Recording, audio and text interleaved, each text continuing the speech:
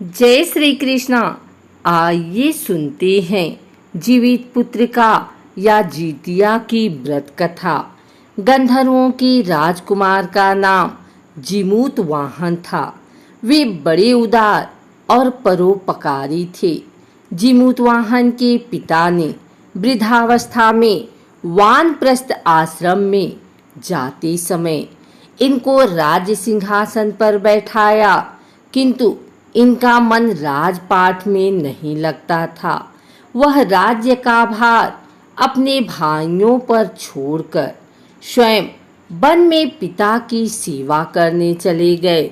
वहां पर उनका मलयवती नामक राजकन्या से विवाह हो गया। एक दिन जब वन में भ्रमण करते हुए जीमूत वाहन काफी आगे चले गए, तब उन्हें एक वृद्धा विलाप करते हुए दिखी।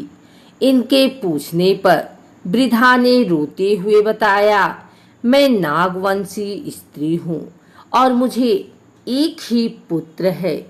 पंछीराज गरुड़ के समक्ष नागों ने उन्हें प्रतिदिन भक्षण हेतु एक नाग सौंपने की प्रतिज्ञा की हुई है।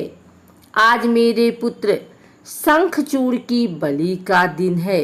जीमूत वाहन ने वृद्धा को आश्वस्त करते हुए कहा, डरो मत, मैं तुम्हारे पुत्र के प्राणों की रक्षा करूंगा।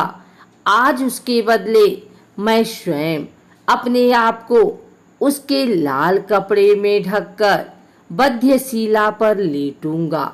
इतना कहकर जीमूत वाहन ने शंखचूड़ के हाथ से लाल कपड़ा ले लिया और वे उसे लपेटकर खुद को बलि देने के लिए चुनी हुई वध्यशिला पर लेट गए।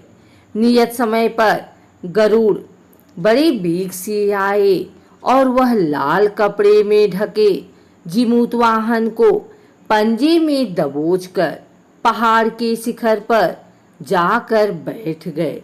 अपने चंगुल में गिरफ्तार प्राणी की आंख में आंसू और मुंह में आह निकलता देखकर गरुड़ जी बड़े आश्चर्य में पड़ गए।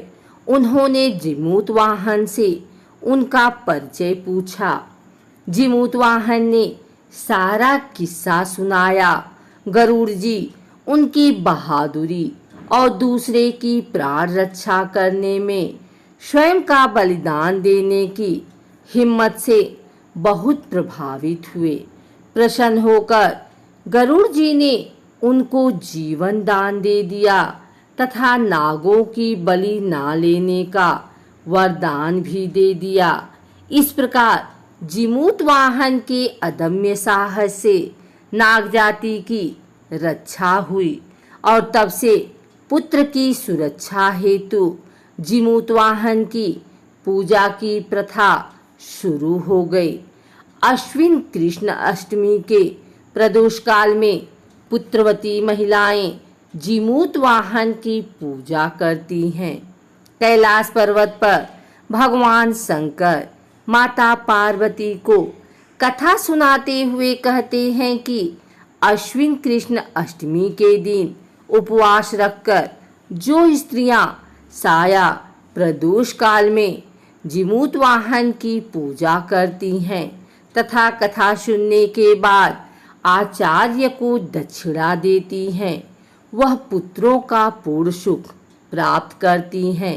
व्रत का पारण दूसरे दिन अष्टमी तिथि की समाप्ति के पश्चात किया जाता है। यह व्रत अपने नाम के अनुरूप फल देने वाला है।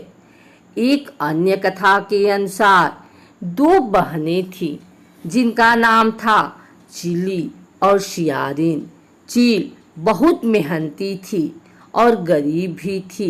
वह मजदूरी करके अपने बच्चों को पालती थी, लेकिन सियारिन गलत आचरण वाली थी जो हमेशा मौज और ऐश करती थी और चील से जलती भी थी।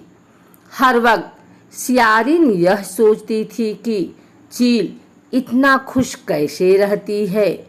चील की हंसी खुशी सियारिन से सहन नहीं हो पाती थी, जिसके कारण सियारिन चील की संतानों को सताने के कई प्रयास कर चुकी थी और कई बार चील के बच्चों को खत्म करने की कोशिश भी कर चुकी थी, किंतु चील के तपस्या और व्रत के कारण उसके बच्चे हमेशा सुरक्षित बच जाया करते थे। एक दिन सियारिन चील के सभी बच्चों को लेकर जंगल में लकड़ी चुनने के लिए गई।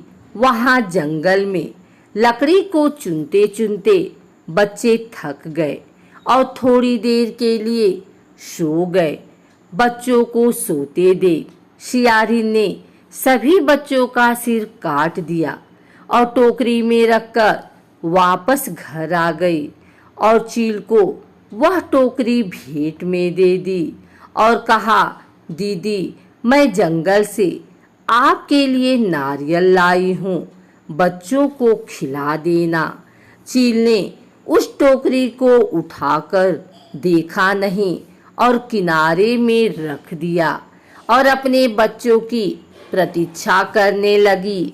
जब शाम से रात हो गई और बच्चे वापस नहीं आए तो वह बहुत परेशान हो गई। बड़े ही करुण स्वर में जोर जोर से रोने लग गए। करुणा भरी स्वर को शंकर पार्वती जी से रहा नहीं गया और उन्होंने महादेव से कहा कि हे प्रभु, कोई दुखियारी बहुत रो रही है, उसके रोने में बहुत दर्द छुपा हुआ है, मुझसे बर्दाश्त नहीं हो पा रहा, हमें चलकर देखना चाहिए कि कौन रो रहा है और क्यों रो रहा है।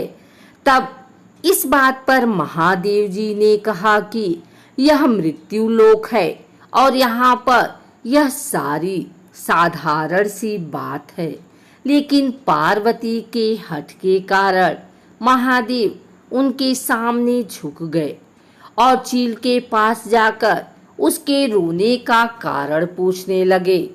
महादेव जी के पूछने पर चील ने अपने रोने का कारण विस्तार से बता दिया। शंकर जी ने जब ध्यान लगाया तो उन्होंने चील के बच्चों को जंगल में मृत पाया, जिसके बाद शंकर जी ने पार्वती जी के अनुरोध पर उन बच्चों को पुनर्जीवित कर दिया। बच्चे नींद से उठकर मौसी को ढूंढ रहे थे, किंतु मौसी वहां नहीं थी। बच्चे डरकर घर आ गए और मौसी के सारे कार्य माँ के सामने बता दिए। यह सब सुनकर चुलिया सियारिन के पास जाकर लड़ने लगी कि तुम मेरे बच्चों को जंगल में क्यों अकेला छोड़ आई। दोनों बहनों में लड़ाई शुरू हो गई और यह लड़ाई 7 दिन 7 रात तक चलती रही, किंतु इस लड़ाई का कोई हल नहीं निकला।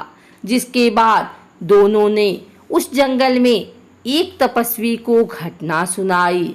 घटना को सुनने के बाद तपस्वी ने दोनों को आदेश दिया कि तुम दोनों जाकर पास में खेल रहे बच्चों को बाल से पकड़कर घसीटते हुए मेरे पास लेकर आ जाओ। उसके बाद मैं निर्णय करूंगा। चील बच्चों की माँ थी, उससे बच्चों की पीड़ा देखी नहीं जा सकी। उसने महात्मा के वचनों का पालन नहीं किया, लेकिन सियारिन दौड़ती हुई गई और खेलते हुए बच्चों को बाल से पकड़कर खींच कर ले आई। जिसके बाद तपस्वी ने सियारिन को यह श्राप दिया कि हर जन्म में इसी प्रकार तू सदैव जलती रहेगी और दुखी होती रहेगी। जो महिला किसी बच्चे की पीड़ा और माँ की ममता को नहीं जानती, जीवन भर धरती पर दुख भोगने के अलावा और कुछ नहीं कर पाएगी।